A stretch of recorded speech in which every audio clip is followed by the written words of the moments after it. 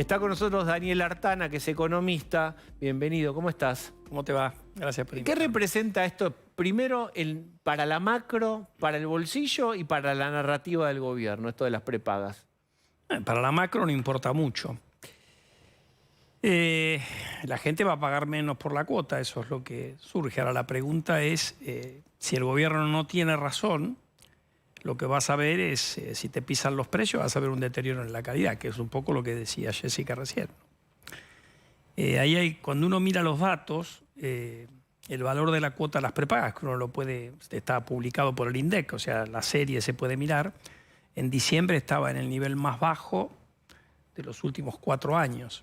Y como otros precios que habían sido pisados por el gobierno anterior, los que estaban muy pisados iban a subir más. Después, dónde tenía que ubicarse ese nivel es difícil de decir. Pero bueno, habrá que ver cómo evoluciona esto. De hecho, es hasta septiembre y me imagino el gobierno irá mirando y en septiembre tomará una decisión a ver si sigue con este criterio de ajustar por el índice de inflación o adopta otro criterio. ¿Esto significa un cambio de mirada, un pragmatismo? Vamos a usar la palabra de Milei, ¿bilardismo? Yo diría que es un cambio, porque en realidad has tenido muchos sectores que han subido más que los precios que en general estaban asociados a los que tenían los que habían sido más pisados por el gobierno anterior. Así que ahí con las prepagas hubo una diferencia respecto de lo que el gobierno venía haciendo y, si querés en particular, había desregulado los precios de las prepagas. Claro. El argumento de cartelización tiene una debilidad. Porque vos fíjate que normalmente la primera cosa que se hace en un estudio de defensa de la competencia es mirar los índices de concentración del mercado. Y curiosamente el gobierno no mira eso, porque si lo mirara te daría poco espacio para argumentar que hay cartelización, ¿no? Pero es un mercado bastante atomizado el de prepagas. Bueno, pero el juego de la desregulación empezaba a tener impacto de costo político. No, eso está claro, pero una cuestión es la política, otra cuestión es la lógica económica. Porque si vos tomás una medida que la haces por política y que no tiene un sustento económico, a la larga o a la corta, eso te vuelve mal, ¿no? Está bien que mire el gobierno desde la política, porque esto se conjuga también con la decisión de frenar las subas de luz y de gas para este mes. Es decir, mirar un poco cómo está apretando el bolsillo y de alguna manera volver hacia atrás con decisiones que van con el discurso de Milei, pero que sobre todo a la clase media le pegaban muy fuerte. Mira, yo creo que tuviste la postergación de transporte, energía y del ajuste del impuesto a los combustibles. El gobierno, si tiene el margen fiscal para hacerlo, puede elegir en qué se gasta la plata. Vos podías haber dicho, sigo con esos aumentos y utilizo la plata para bajar un impuesto, para reforzar, qué sé yo, alguna asignación social. En definitiva, yo creo que yo no hubiera parado los aumentos de luz y de gas, porque en realidad en algún momento los vas a tener que hacer. Entonces, tener un poco menos de inflación ahora para tener más inflación después, a mí me parece que eso no es una decisión razonable. Ahora, después uno tiene que ponerse en los zapatos del gobierno y a mí me da la sensación de, por varias cuestiones, uno, lo que hablábamos antes de prepagas, la decisión de la política cambiaria que hablaban en el pase con Marcelo, apuntan a cierta urgencia por el gobierno de mostrar una baja rápida en la tasa de inflación. Y te agrega un precio vital de la economía, el dólar. Bueno, por eso, el crawling pega al 2. A ver, ahí es una discusión compleja, porque si uno mira el tipo de cambio real que publica el Banco Central y te estás metiendo en una zona de alerta naranja, no digo que estemos ya en una situación de atraso cambiario.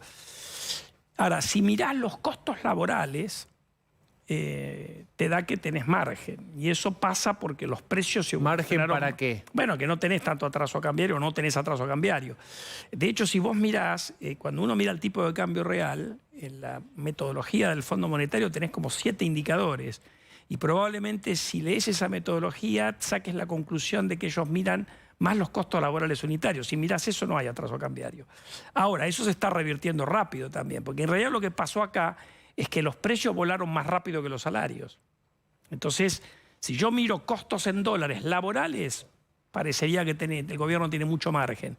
Si miro el nivel de tipo de cambio real usando el nivel de precios, ahí el margen es mucho más estrecho, ¿no? Bueno, voy a hacer honor a las llaves, como siempre hacemos. Acá te las tiro. Tenemos audio llaves, sonido de llaves. Creo que va a aparecer en cualquier momento. ¿Qué voy a hacer con la llave? Sí, y vas a... Ahí está.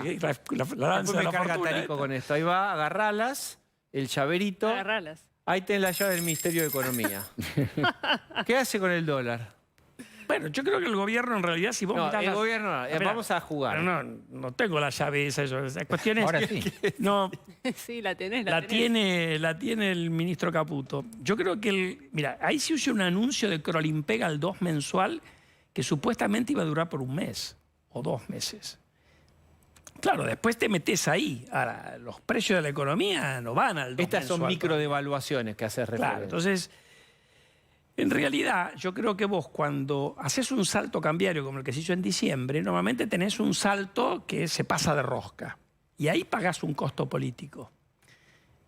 Yo si estuviera en el pellejo del gobierno trataría de no volver a pagar ese costo político. Por eso yo argumenté en su momento públicamente, no me acuerdo si fue acá o con algún colega de ustedes, que yo hubiera empezado a devaluar ya en febrero o marzo al 4 o 5 mensual. Lo dije en aquel momento y lo sostengo ahora. Así Bueno, que estoy lo diciendo, mismo dijo Cavallo, que se Bueno, estaba trazando es que el hay dólar. varios que coincidimos, Y Milei porque- creo que se enojó incluso con es que en Cavallo. realidad, bueno, si el presidente se enoja es una cuestión del presidente. Yo lo que estoy tratando de discutir es la cuestión de fondo.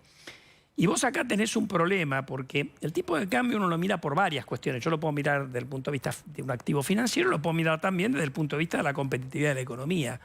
Y esta es una economía que más allá de que es importante que se avance en la desregulación de la economía, vos todavía tenés una economía muy ineficiente.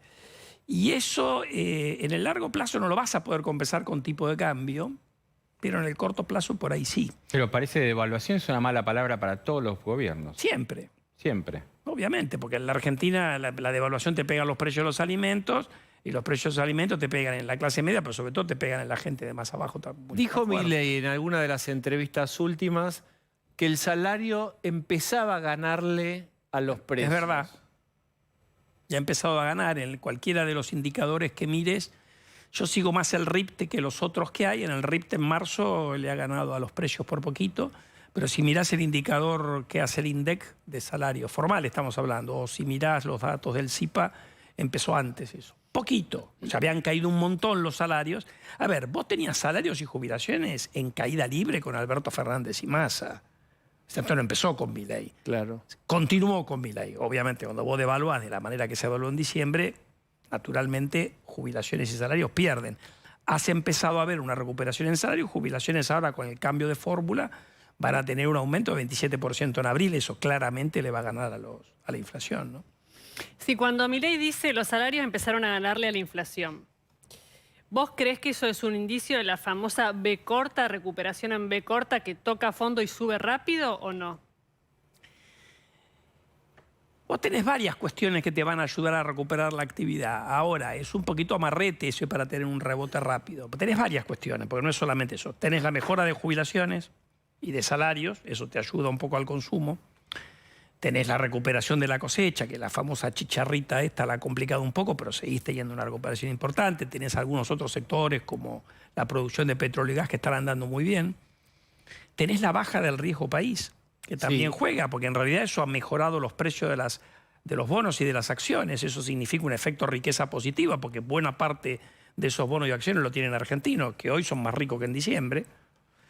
Es decir, tenés varios factores que te van a ayudar. Ahora, el gobierno, curiosamente, le ha puesto un poco el pie en la cabeza a los acuerdos salariales, ¿no? Porque ha habido alguna dificultad en Pero homologar, ahora entonces homologó eso te ha demorado un poco camionero. la cosa. Ahora empezó a homologar, ¿eh? En realidad no es que Y homologó, sobre todo en después que se realidad... autohomologó el Senado. Bueno, lo ¿no? cerró por la ventana porque metió unos acuerdos, unos incrementos no remunerativos.